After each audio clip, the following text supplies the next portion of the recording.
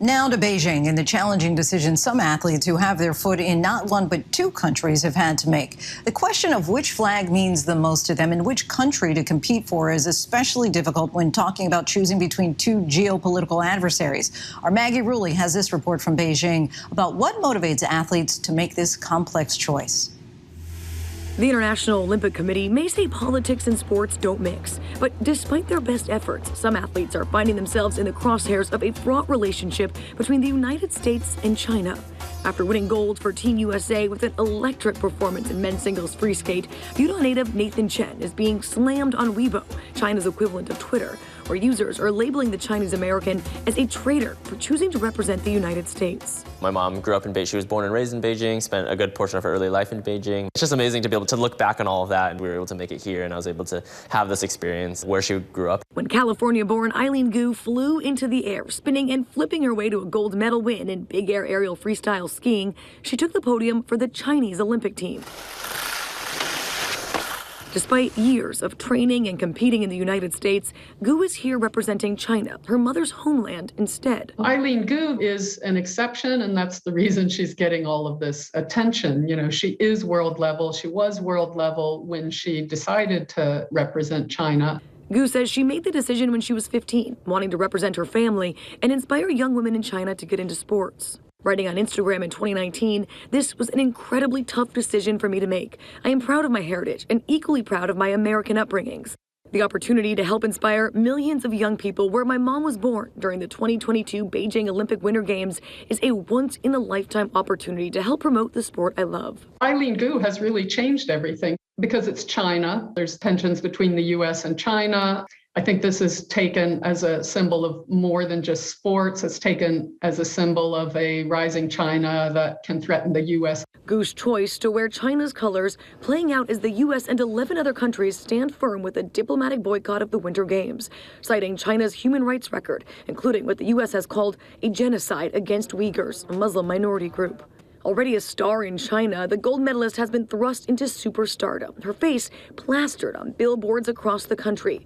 Local media often calling her the Snow Princess. Fans, or maybe once fans, were accusing her of allowing herself to be used as a political tool by the Chinese government, to doing this for financial gain, and then for supporting a country with a really questionable human rights history, for supporting a country that is waging a genocide.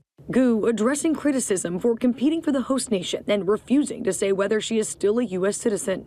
China does not allow dual citizenship under any circumstances. I definitely feel as though I am just as American as I am Chinese. I've been very outspoken about my gratitude to both the U.S. and China for making me the person who I am. My mission is to use sport as a force for unity. I'm not trying to keep anyone happy. I'm an 18-year-old girl out here living my best life. That culture clash also playing out on social media for Gu. A user commenting on her Instagram, asking her to speak up for those millions who don't have internet freedom. In response, Gu writing, "Anyone can download a VPN. It's literally free on the App Store." VPN's a way to get around internet censorship, and many were quick to point out they're illegal in China. Gu's high-profile citizenship swap may be gaining her international attention and scrutiny. But not every athlete's facing geopolitical tensions when changing countries. Citizenship switching has gone on as long as the Olympic Games have existed, but it has really been ramping up worldwide in the last couple of decades. Some athletes switch countries because they'll have a better chance at making the Olympic team or to get access to new opportunities. New York native Sarah Escobar is representing Ecuador in women's alpine skiing, becoming the first female winter athlete to do so in the country's history. 2014 silver medalist and three-time Olympian Gus Kenworthy, born in England but spending most of his life in Colorado, deciding to represent Great Britain for the first time in these games to honor his dual heritage. Many athletes like Kenworthy, who compete under different flags, say there's a constant struggle of balancing their cultural identity. And also just show off your jacket for a second, because you get an Armani jacket now. That's ridiculous. Yeah, it's pretty cool. Louis Vito III snowboarded for the U.S. in 2010, nabbing a fifth-place finish and winning a place in America's heart, going for a spin on Dancing with the Stars the year before. But this year, he hit the half-pipe for Italy. We were there to see him land frontside double corks and mid-twists, finishing in 13th.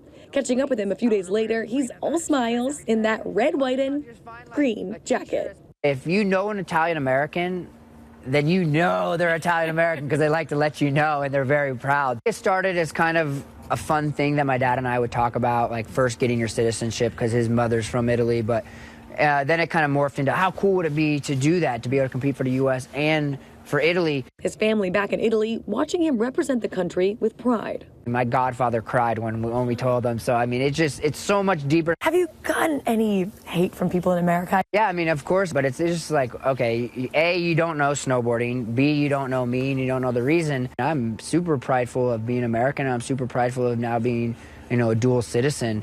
And obviously being Italian-American. The whole thing was just doing it for myself and for my family, and it's been a long road, but to go to 2 Olympics and still be standing and still be competitive is a dream come true. Vito says while spectators may notice the flag switch, when it comes to the halfpipe, they're all teammates, and he's still friends with the guys in America he trained with for years. It doesn't matter what flag's next to your name, where you're born. It doesn't matter. Everyone wants to have a good time, push each other, and just do what we love to do. Athletes like Vito, Chen, and Gu might be more focused on competing and the endorsement deals that come along with glory. But representation does matter, especially when an athlete chooses to compete for an adversary. It's not unusual for an athlete to make the decision to compete for another country. I think if Eileen had made the decision to compete for a different country, we might not be here having the same conversation. As globalization brings us all closer together, more and more athletes may get to choose which flag means the most to them. The world is becoming much more interconnected, and international sports are really kind of a bellwether of that. This transnational flow of athletes has been ramping up and should continue to do so unless heads of state decide to clamp down on it. Our thanks to Maggie Rulli for that. Hi, everyone. George Stephanopoulos here. Thanks for checking out the ABC News YouTube channel. If you'd like to get more videos, show highlights, and watch live event coverage, click on the right over here to subscribe to our channel. And don't forget to download the ABC News app for breaking news alerts. Thanks for watching.